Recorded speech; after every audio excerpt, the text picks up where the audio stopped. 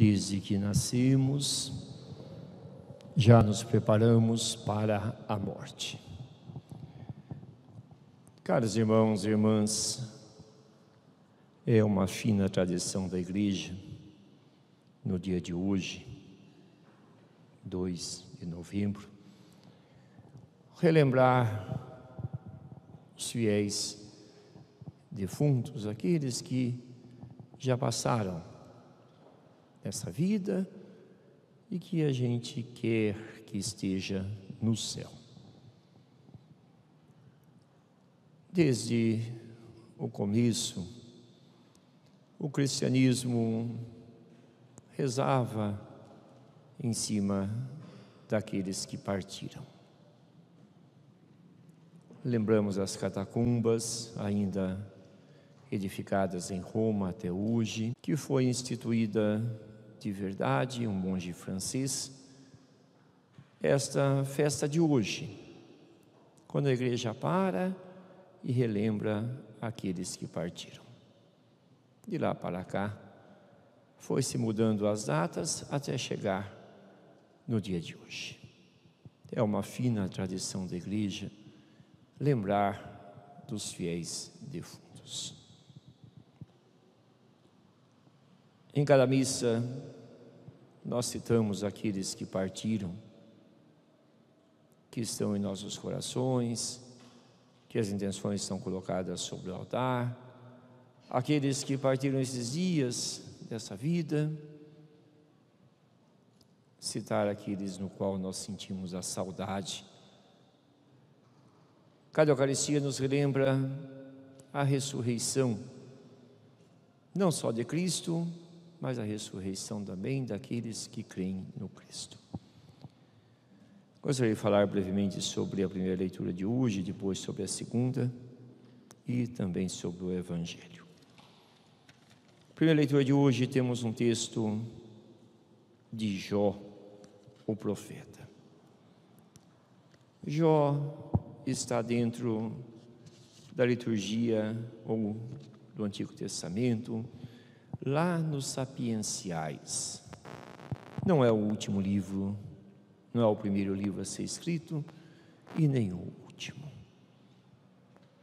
Compreendo, irmãos, que todo o Antigo Testamento se prepara para o Novo Testamento.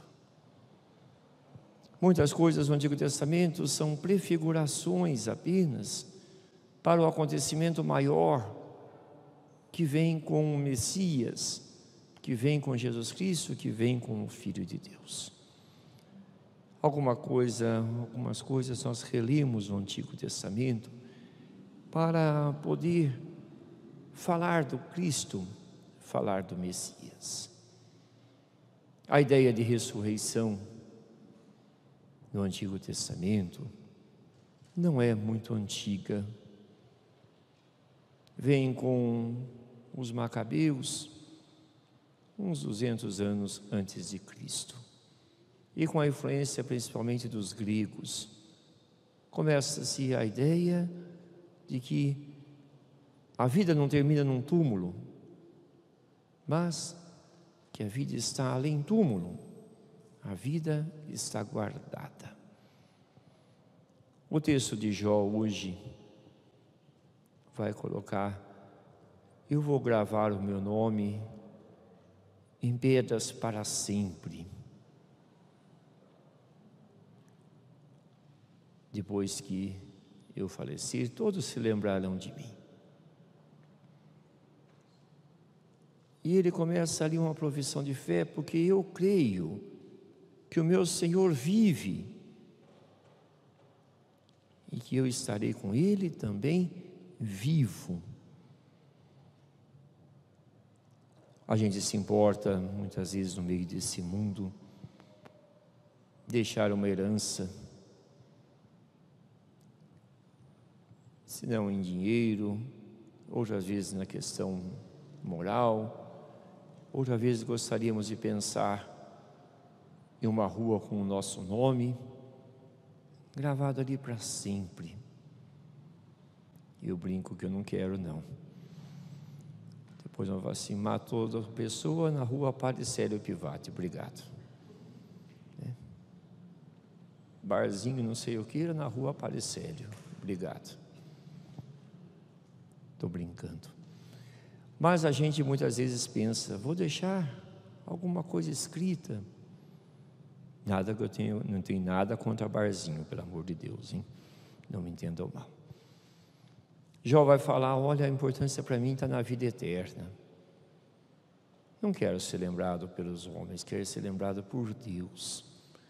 Se a gente ler o livro de Jó inteiro, a gente vai ver como que é efêmera a vida, como que a vida se esvazia fácil. Tem tudo, não tem nada, ganha tudo de volta, vai-se dinheiro, vai-se filhos, tudo acaba, tudo passa. A vida de Jó é a vida semelhante à vida nossa. A herança que Jó queria era aquela que está guardada com o seu Senhor. Porque o mundo, irmãos, passa. Tudo o que nós vemos aqui em volta hoje, amanhã passa. 100 anos, para ser bondoso, com as crianças que estão aqui, não tem mais um de nós aqui. Isso não é pessimismo, mas é a vida. E se temos alguma coisa guardada com o Senhor, nós vamos para a eternidade, para o céu. Ao escutar Jó, a gente proclama o salmo de hoje. O Senhor é o bom pastor. Não me deixa faltar nada aqui e me leva para os prados eternos. Me leva a descansar. Me leva ao lugar do repouso para sempre. A gente não pode ter a ideia de um céu estático, paradinhos lá. Eu não empolgo ninguém a ir para lá, né? Tem gente que não para quieto. Mas a ideia de céu deve ser alguma coisa, não estática, parada, mas uma coisa bela como o Salmo. Na contemplação de Deus, na felicidade para sempre, naquilo que em nós era desejo se torna plenitude. Isso sim, são os prados eternos. E tem como Senhor, tem como pastor o Senhor. Segundo a leitura de hoje, as duas do Antigo Testamento. Paulo vai relembrar, na segunda leitura de hoje, carta aos Coríntios. Essa é a função da segunda leitura de hoje. Segunda carta de São Paulo aos Coríntios, capítulo 15. Que na verdade é o mais antigo de todos os anúncios de ressurreição que temos, mais antigo ainda do que os evangelhos. Paulo vai dizer, Cristo ressuscitou e com eles aqueles que creram nele. Ele como primícia, depois os outros. Ele passou pela morte sim, pela dor sim, na nossa humanidade, a minha e a de vocês. Mas pela obediência dele, Deus o ressuscitou, o tirou da morte. A gente tem que entender que Cristo passa pela morte. Ele não brinca, como muita gente pensa por aí. A gente podia pensar assim, como Deus pode morrer? Como Deus pode morrer? E a gente pode pensar também, como a gente pode morrer? Findando tudo. E Paulo é muito fino, Deus o ressuscitou, ou seja, deu a vida de novo para ele. Isso é importante para nós, porque em cima das nossas misérias, daquilo que nós somos, daquilo que nós nos tornamos no corpo, Deus pode dar a vida e dá a vida. Dá a vida. Essa é a nossa confiança, essa é a nossa fé. Essa é a nossa confiança e a nossa fé. Que a igreja vai relembrar no credo que hoje vamos professar. Não temos o glória, mas temos o credo. Eu creio na vida eterna, eu creio na ressurreição dos mortos, na ressurreição da carne. A vida, irmãos, um céu não pode ser estática. Nunca tive lá para ver, mas eu garanto para vocês que não é estática. Não é parada, não é uma paradeira só. Mas a vida nos é devolvida como continuação daquilo que somos aqui. Por isso que a gente tem que ser bom aqui. Por isso a gente tem que fazer bem feito a lição de casa aqui, para que quando chegarmos lá, a gente possa continuar tendo uma vida muito bela. Cuidado com o que pregam nas portas na casa de vocês, desenhando o céu. Entrega um papelzinho de vez em quando para vocês aí. Agora pararam por causa da pandemia, né? O céu não é uma continuidade dessa vida, é muito melhor do que isso. A engenhosidade de Deus é maior. Deus não gastou tudo com a terra e conosco. Se Ele fez tão lindo assim, por que não fazer um céu diferente, mais lindo do que esse? Por que não? E quando ressuscitarmos aquilo que somos, nós não perdemos a nossa essência do eu, mas o lugar é o céu, é a eternidade. Uma outra coisa que muita gente pergunta, para assustar um pouquinho vocês: será que a gente vai encontrar aqueles que a gente amou aqui no mundo, lá? Do qual a gente hoje tem saudade, que a gente conviveu? Será que vamos nos encontrar lá? Fica uma pergunta muito bonitinha para nós, né? Meio na teoria, meio sem solução. Eu acredito, irmãos, fielmente, porque a igreja tem os de novíssimos, que é aquilo sobre o final, o juízo, o céu, o purgatório, o inferno. E a igreja nos fala pela sua sabedoria e pelos evangelhos e tudo mais, que lá nós estaremos plenos, completos. Não há necessidade de mais nada. Mesmo se alguém tiver do meu lado, o qual eu quis vir a vida inteira, se eu estou pleno, eu nem vou olhar para ela. Por quê? Porque eu estou pleno, completo, meus sentimentos estão completos. Assim a igreja nos fala. Sentiremos que o outro está junto de nós lá, sim. Mas se estamos completos, eles também estão completos. E todos nós estamos a contemplar a Deus. Se vão se encontrar lá ou não, se vão sentir o outro ou não, deixa para chegar lá. Só peço para vocês, por favor, não me cutuquem, tá? Deixa eu quietinho ali. Estamos cheios de Deus.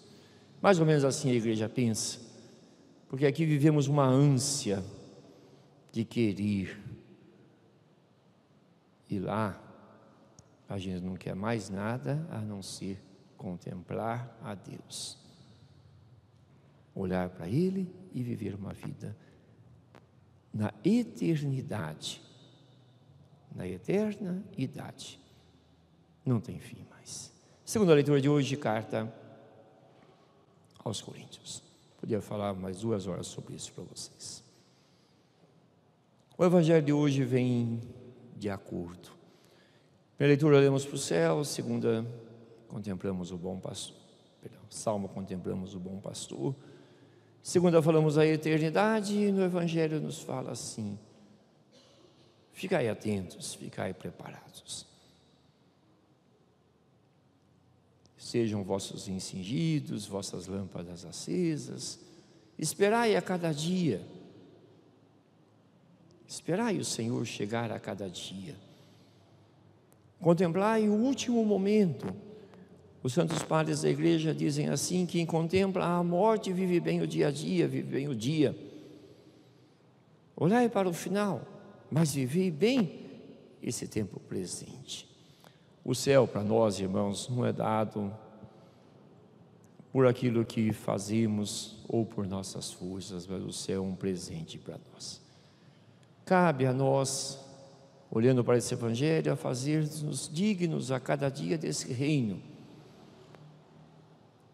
A cada dia, em cada coisa, queremos esse reino, buscarmos esse reino. Não termos medo de desafiar ou de buscá-lo com toda a nossa força, com todo o nosso entendimento. Não temos medo de buscá-lo. E aquele que busca o reino, vive como o Evangelho de hoje, preparados a cada dia. Quando a gente vai fazer o exame de consciência à noite, antes de dormir, a gente tem que fazer aquele da missa, simplesinho da missa: Senhor, tem de piedade, Cristo tem de piedade, Senhor, tem de piedade. A gente tem que perguntar assim: hoje eu ganhei o céu? Hoje eu vivi como alguém que está preparado para a morte? Porque a cada noite que nós entramos no sono, nós morremos, e cada dia nós revivemos. Se a gente, no exame de consciência, pensar: não, meu dia não foi bom, a graça é tão grande que amanhã a gente tem outro, e 24 horas para fazê-lo melhor, e a cada dia devemos ser dignos e vivermos na esperança desse céu. Por fim, irmãos, rezemos hoje por aqueles que partiram. Tenhamos a fé na ressurreição. Temos a esperança de chegarmos lá, contemplarmos a Deus e sentirmos que nossos irmãos estão perto de nós. Tudo isso foi nos dado pelo Messias, pelo Cristo, aquele que experimentou da nossa morte e Deus o ressuscitou. E nossa esperança é que, passando pela morte, nós também ressuscitaremos. Que o Senhor nos ajude.